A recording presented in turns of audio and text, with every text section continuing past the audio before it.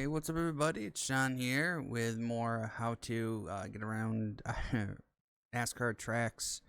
I'm also gonna start now adding the Truck Series and Xfinity Series in it because, well, obviously a lot of people are gonna start from that area, right? If once you get through if you're doing like the NASCAR side, you get through the street stocks, and then the ARCA side and stuff like that, you are going to get venturing into the trucks and Xfinity. So I figured might as well start with those three series as well. This week, all three are at Michigan. Now, in real life, the truck series are off, but they have put the truck series at Michigan. So I'm gonna get out here to Michigan and talk about how to get around. Now, Michigan is a pretty much straightforward track. It doesn't seem difficult, but it's definitely it can still be challenging, to say the least. Now, don't worry about that. Yeah, make sure you follow the rules on everything, but this is testing, so who cares? So when you go into turn number 3 and 4 here, these trucks can practically run wide open. My suggestion is to feather the throttle for a little bit to see what kind of grip level you do have, but for the most part, these trucks are wide open at this track. Over a certain run, you'll start having to lift because of the handling and the tire wear, but right off the bat, you can pretty much just kind of run them wide open. Again, feel the truck out first. Say like it got a little loose, it wants to try to snap at certain areas.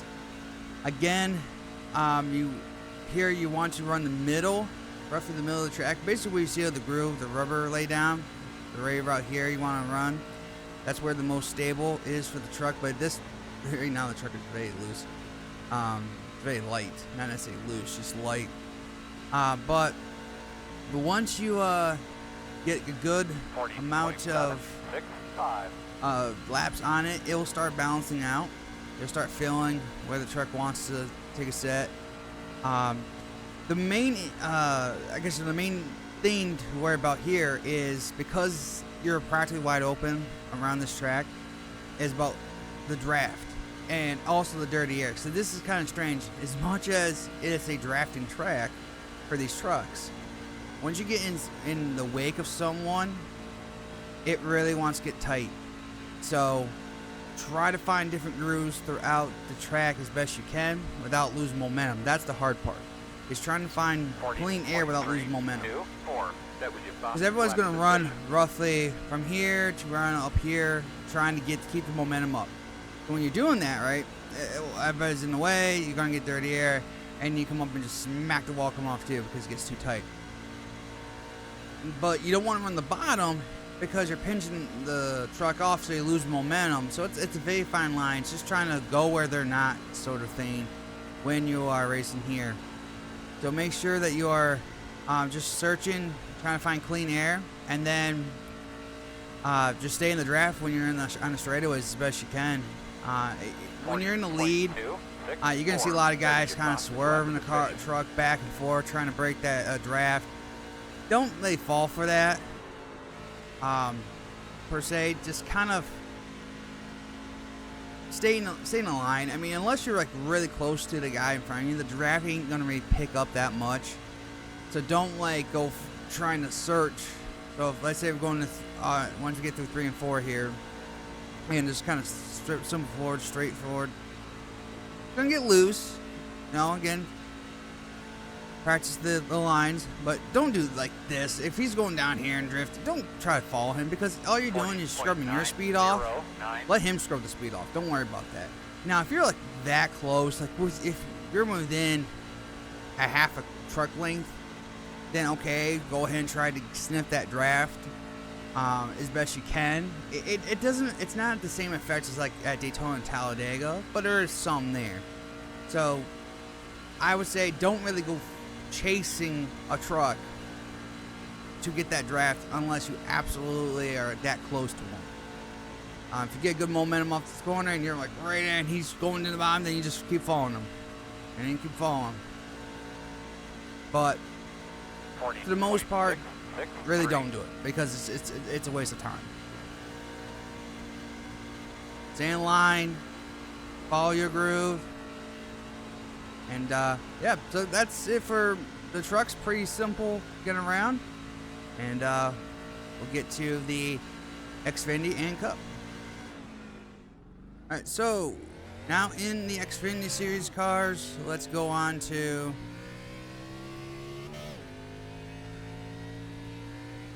how to get around with the Xfinity cars here.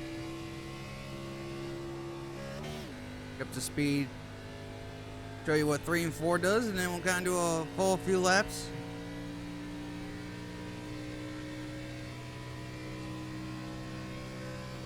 So around here you can get up to about 193 to 194 in these cars.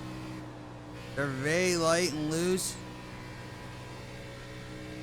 It takes a while for the tire temps to come up, and then you'll be able to have a better feel, if you will. Going to turn number 1. When you first start out and you're like doing qualifying, you can drive in pretty deep. But if you're trying to save tire, the best thing to do is to let off early. Even sometimes drag the brake, slow it down a little sooner, and get it to start rotating. Helps up the turn radius as best you can into the turn, because the more you turn the wheel, the more you're just scrubbing off not only speed but also the rubber. So you definitely want to keep it as straight as possible in a turn. I know it sounds weird, but that's the case. So here, when you're driving, you can drive past a certain part of the light there. You see the green light. You can drive past that a little bit after the fact. I don't believe there's any markings on the wall here. I could be wrong. Maybe they've adjusted them, but no. So right here, there you almost about wherever that light is where you want to let it off. Find something on the track to use your let off and brake points. It basically, you know, it's a glance. It's something that just catches your eye. So in this case, I kind of go past it, and then almost kind of where just before the track rubbers in is where I start letting off when I'm trying to run a really fast lap. Over a long period of run, you want to back off the corner. So in this case, when you get to turn number 1, you're going to want to then let off roughly where that light is to save tire. And the saving tire will prolong that duration. You're going to see a lot of guys fall off early or later in the run because they're burning up. So right about there, you want to let off right at the light, let it coast, get down to about 170, and just kind of follow the middle line. If people start passing you early in a race, let them. They're the ones burning off their tires. Don't fall into their trap. That's still something even I gotta learn, because I do a lot of league races and I always get trapped into going with the big guys and try to run as quick as they can, which I can keep up with them for a while, but then I burn my stuff off way too soon. So I have to kind of say, okay, that's not my game. I'm gonna back off, let it be. Off early, let the car coast for itself. Again, even use brake if I want to help slow it down sooner. And that saves even more tire. But all that stuff about learning and saving tire, that's on you guys to learn, because everyone's different. Everyone's different on how to save tire. The goal is just to know that you can save tire, but people think that, oh, well, there's only one way to save tires. No, there's multiple ways to save tires, and not to, burn them all up. But everyone has that different way of doing it. Some people off early, use the brakes to slow it down, run a wider arc, try to stay, not to turn the wheel as much.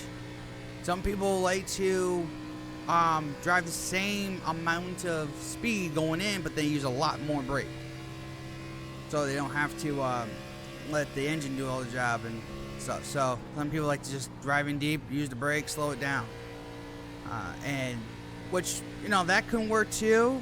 only thing I'll suggest is if you're doing that, don't change your line as much, because if let's say, okay, I'm going to drive in deep, but I'm going to go up here and now I'm going to use the brakes.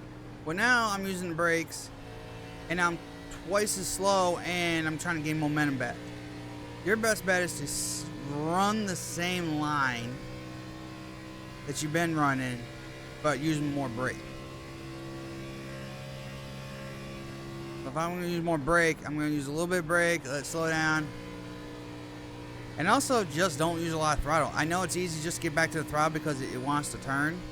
But when you're into even these sprint races online for official races, after about 10, 15 laps of hard pushing, your tires are going to fall off, especially when you have a lot more cars out there. This is just me out there.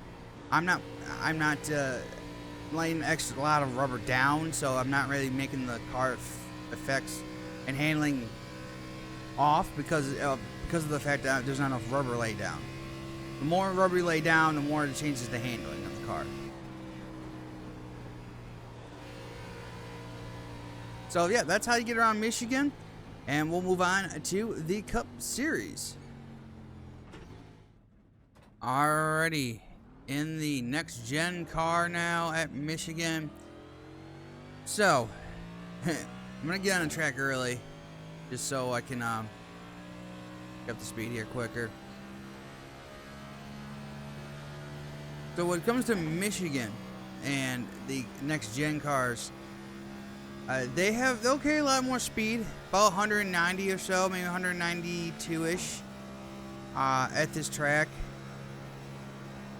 The one thing that I've noticed that is, once I get up to speed here and get some more grip in these tires, the cars are very stable. And I don't know if that's a iRacing thing or if that's how they feel in real life, but they feel very stable. They may be, when I say stable, people go, John, it looks like you're getting loose. I am getting loose, but they don't feel on edge until they just break loose when they want to break loose, or they get tight when they get tight, but they're stable until they're not, that sort of thing. And next gens, I think, are just like that. No matter where you go, they have that stability until they don't. So here, basically, the same thing, kind of like the Xfinity car. They go up to 195. You're driving deeper, you use the brakes, and then you just kind of let the car coast. Here, you're not very back on the throttle as fast as you want.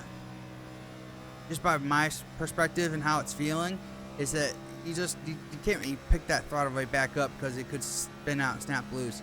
Same thing here, you kind of want to run the middle here, 170 miles per hour roughly, and pick that throttle back up. And this track is a momentum track. That's all it is. It's the momentum track. You want to be on the throttle as fast as you can. 40.094. Same thing here, drive in, use a little bit of brake. You don't have to use brake. These cars will stop basically on themselves as well. Remember, these cars are completely reverse engineered in the sense of how the airflow is changed. So yes, you are getting downforce from the top, but the majority of the downforce comes from underneath the car. Because of how they're sealed off and the diffuser, it causes a vacuum underneath the car, and it really sucks the car down to the track. And because of that, the downforce is all completely changed. So the balance, though the balance is still the same, it's kind of, it's reverse different. So in this case, in the older days, it used to be a saying, nose down, tail up, digging like a dog. That's usually how it would be, because you want the nose down to get downforce from the front. You have the tail up so the air would hit the spoiler, so it create more downforce to the rear. Well, in this case, it's reversed. You want the nose up, tail down, because you want to squeeze the diffuser as much as you can. Not to the point where you're sealing off too much and then it changes the platform there, but you want to down just enough so where it's squeezing that air, so you create enough downforce to the rear. And then the front is purposely designed that way so that you can get downforce to the front because of a step-up splitter. Now, you don't want it too high because then you can still get tight, just in general. So this is a completely different way of how these cars are designed. At a track like this, speed is your friend. The slower you go with a car like this is why they went with the air package they went with, is because they were testing this at Charlotte, and they were trying to use the 550 package tall spoiler on it, and the cars would not stick to the track.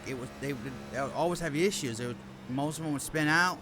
The cars were just dismal to try to drive, and then they had massive dirty air behind it, and they come to find out that they need more horsepower and less downforce to make these cars actually stick better, believe it or not, because the diffuser needed more air to go underneath it to help compress the air so it would suck the cars to the track more. So in a sense, NASCAR's design that they wanted to do backfired because the car itself said no. It was kind of funny when they did that in Charlotte. But the same thing here in the process of going around is trying to just find the right groove for this track. You don't want to get too low. As you can see, I was trying to get loose there. And the car is going to change over time during a race. And also, especially when you're behind another car, you're going to get into massive dirty air. Again, like the Xfinity cars, like any vehicle that matter, you got to find the clean air. Stay out of the wake going through the turns, and you can use the draft on the straightaway. So that's the best way to make a good lap here. 39.5. Is to just when you're in a race. Now, by yourself, you're going to want to really drive in deep, let the car take a set, try to pick up the throttle as best you can, put a good lap down. I mean, this car, when I just right there, that was very stable. I mean, it's rare to get a stable car in iRacing. Usually it's either tight or loose. But that was really stable. Letting the car drive, pick the throttle back up, let the car take a set. It's a little light, but still, it's very, very stable. Now, if you want to make a qualifying lap and you want to bring it down here for the end, just bring it down to the curb and pick up that good time when you have fresh tires, obviously. But that's pretty much how you get around Michigan. Letting the car take a set. Of course, keep looking at these videos. Again, disclaimer: I am not the best iRacer out here. You got the Coke Series guys; they're way better than me. But this is just the general basis of trying to teach you where maybe the lift-off points are, and you'll get. You know what?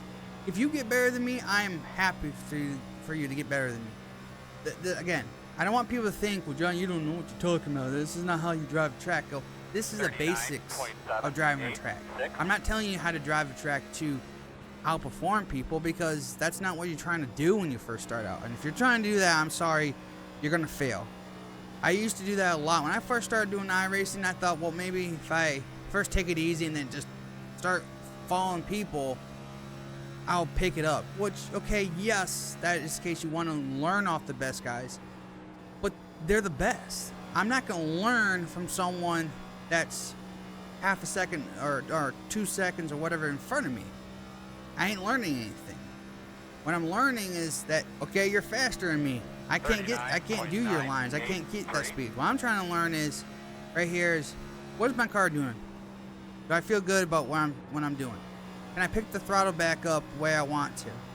And then if I do 15, 20, 30 laps at a time and realize, maybe I'm doing something wrong here, let me figure out what I'm doing wrong for myself. Again, I could match I want to this. If I was following a Coke Series driver, I could lift at the same point he's doing. I can pick up the throttle at the same point he's doing, but he's just doing it better. I could think, well, he's got to be lifting here. He's got to be lifting, pick the throttle up here. The one thing I wish iRacing, now I'm not sure if they had this all the time. Maybe I'm just making it up myself. I don't know. But I wish they would allow us to see other people's drivers' inputs. All they give us is the miles per hour on replay and not gas and brake throttle inputs. I think they used to have them, but then people was using them against them. or protests, like, oh, see, you didn't do this, you did that. So maybe they took them away. I don't know, but I really wish they would bring them back for replay, because it helps people that are trying to learn what people are picking up the throttles are, when they got in the brakes and all that stuff. It would be so much better. But anyways, guys, that will do it for this one.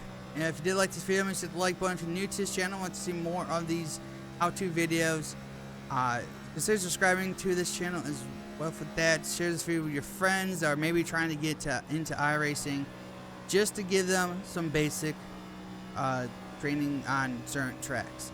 Again, not a professional iRacer like those Coca-Cola E-Series guys, but I try to do my best to give you the basics. Thanks for watching. Let's see you in the next one.